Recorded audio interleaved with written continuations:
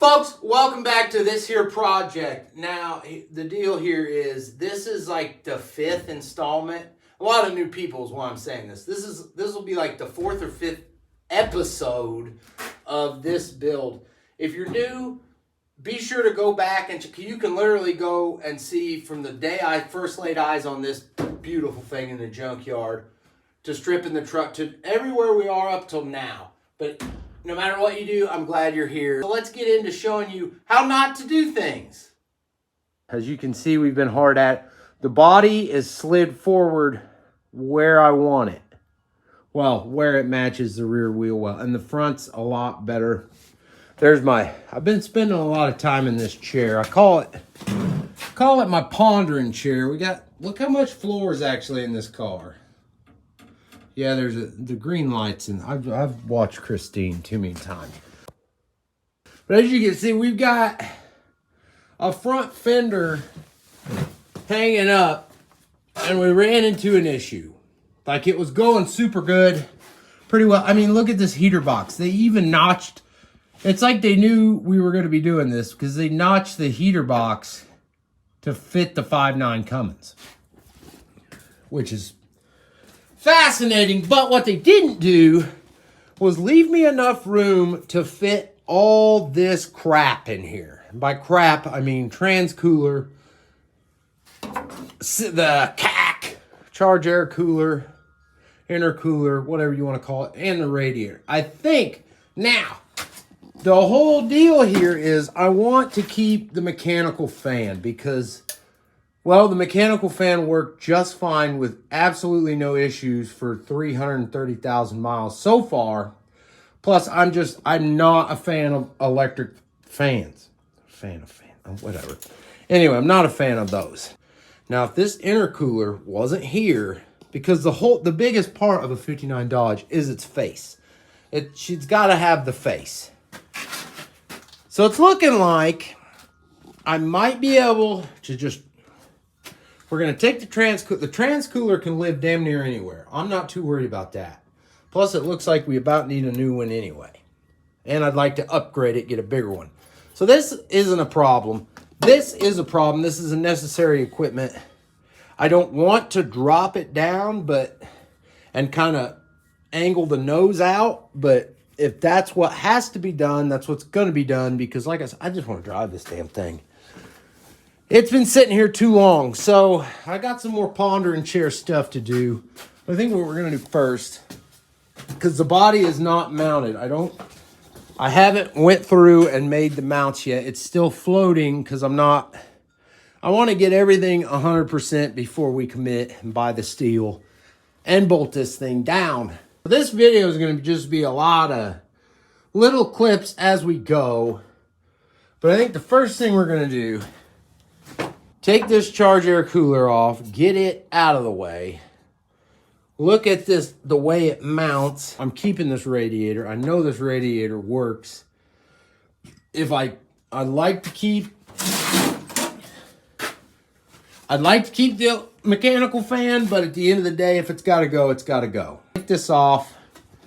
Maybe just go ahead and pull the radiator out because this thing's still got the killer dowel pin. There's a couple of Cummins issues that I would like to, that thing hasn't vibrated out in 300,000 miles, but seems like a simple and easy fix. That and the massive oil leak. The reason it stopped leaking so much is I think it's literally empty. So I'd like to try to get that tracked down while we've got the nose of this thing off. This is my first time seeing the truck from this angle because, as I recall, the good thing about starting with this truck was I know the history on the truck. Me and this truck have a lot of history. In fact, I'll just throw in a little picture here to illustrate to you how long this truck has been in my life. Yep, that was fat little me on the beach somewhere in Texas long ago with that pretty truck in the background. This thing was a looker. I remember when sorry to get off topic, but I remember when this truck got its very first rust spot over the rear wheel well, and that was a sad day. But anyway, I've never seen, kind of oil. Like I said, she's got a massive oil leak somewhere in here. And we've got to take this cover off, I believe. I'm going to have to go back and educate myself. Because the good thing about a Cummins is you can own a Cummins for a lot of years and never have to do one goddamn thing to it. That radiator's never been out of this truck. That intercooler's never been out. None of this has been removed from the truck. Whoever made these boots, hats off to you, because they're still good, you know, all these years later. Now I'm kind of seeing what I can and can't get away with here. Let me get the fenders back on it, because I need to see her with her fenders. Lee, that fender's being held up with a roll of masking tape and a screwdriver. Also, check out another thing I noticed. I love finding, look at all the places I've hooked chains to when this thing was stuck. Because the one thing about this truck, this was my first truck when I got a driver's license.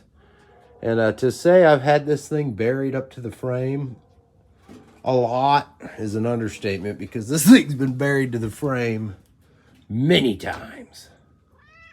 And when this old girl got stuck, it took tractors to get it out. So the fenders are on there. It is disconcerting that the mounts for my radiator and charge air cooler are outside the fenders of the car. But, you know, what do you do?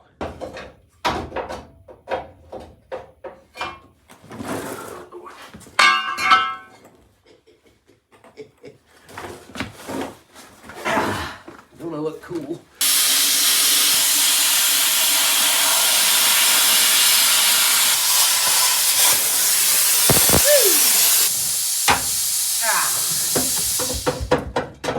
Gold!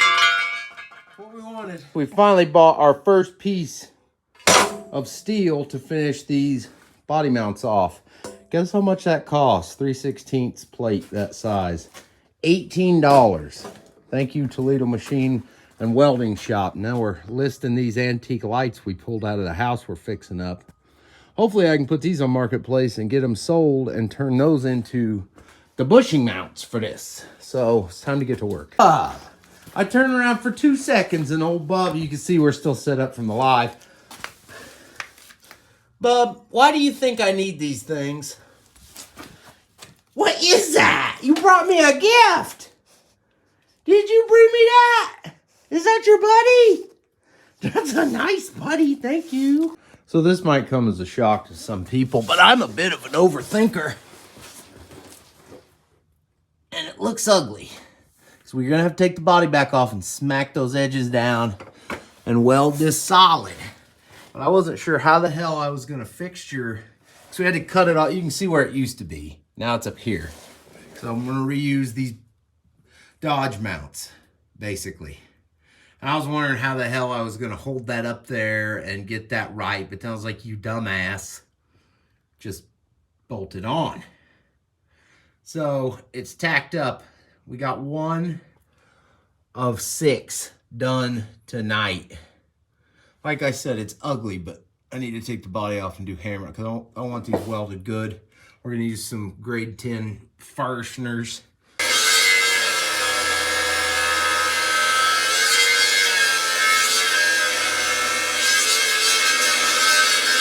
Folks, it's Saturday night, and we are out here in the shop cutting some tail.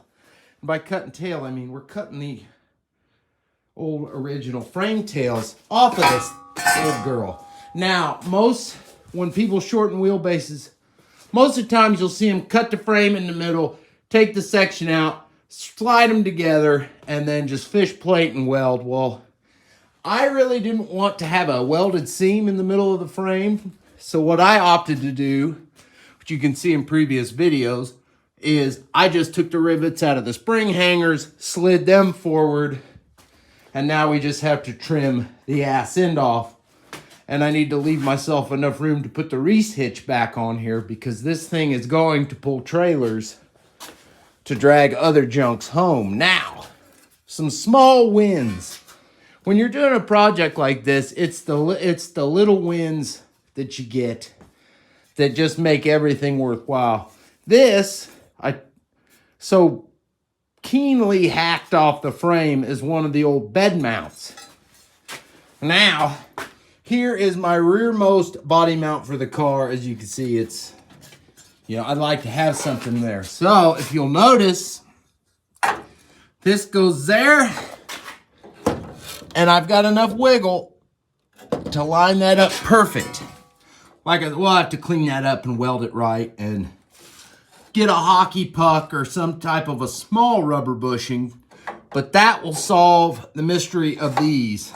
And then, because originally the car had 4 points of contact on either side, I at least want 3. Like I said, this thing, we're not going to go Baja race this old girl or anything crazy like that. And if anything, it's going to have a pretty easy life because it's more of a cruiser. I'm not looking to do burnout contests, race the Baja 1000, anything like that. I'm just looking to use it as a truck with a trunk.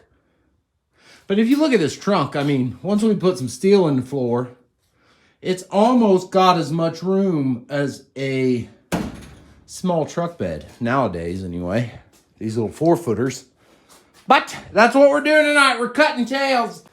All right, folks, it's the next day. She lost her other tail. I was wondering what I was going to do for rubber bushings in the back here, and it turns out in the scrap pile, I had these pieces of channel that have these lovely bushings, as you can see. They've got these nice bushes on them,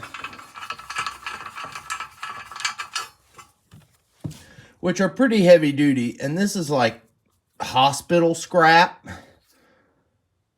So, I mean, it's got to be heavy duty, right? So, I've already got one, as you can see, stuck it right there.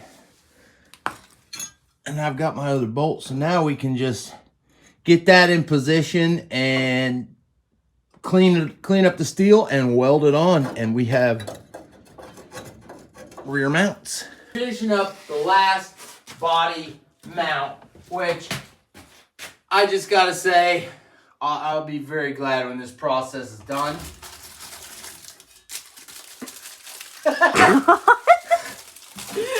But nothing's like a celebratory moon pie. Does anybody else have this problem though?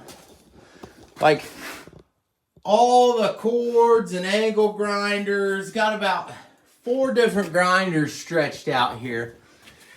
As you can see, that one's done.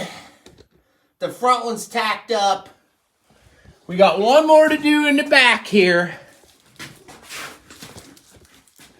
But see, it's gonna look a lot like that. And we'll, you know, trim these tails off.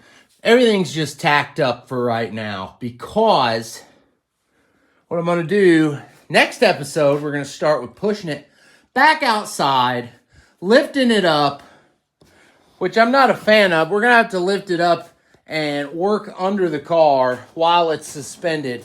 But it's good. It'll be like a welding party type of thing, you know? The nice part about it is, remember how I was talking about those body bushings? Mm-hmm. That were like $60 a piece? Yeah. Well, I found all the original Dodge ones. The rubber pucks, plus these rubber puck thingies for the back. So we're not going to have to spend any money there, which is good. Because as soon as I get my next paycheck, we're going to contact the drive shaft man, have him start building the drive shaft. Because when we went live the other day, Irish Outlaw was talking about the T-Town car show, which I think he said was in June. So we're shooting for this to be there. Next episode, we're going to pull this thing out, lift it up, full weld these mounts up so it's safe, and then put it back down and bolt this body down, and that part's done. Now the front is still going to be a little bit of a conundrum. One thing I wasn't super psyched about was, see, the 4x4 spacer and how high we had to raise that front mount. But I can't drop the nose of the body down anymore because it's already looking like the hood might not clear that engine. So we had to We had to keep her tall, but that's like a redneck lift kit. I'm 6'2", and this is how high she's gonna be. The pokey bits are right at eye level, which for me is this is how she's gonna look. So I got some more tack weld, some more booger welds. You'll get to see up close and personal my mounting system. For anybody that's new and doesn't know, the reason I call it Nasty Customs and not Do It Right Customs or Do It Properly Customs is because the whole theme of this is how little money can we spend. Next episode, we're going to be lifting it up, welding all this crap, setting her back down. See you next time. Boo!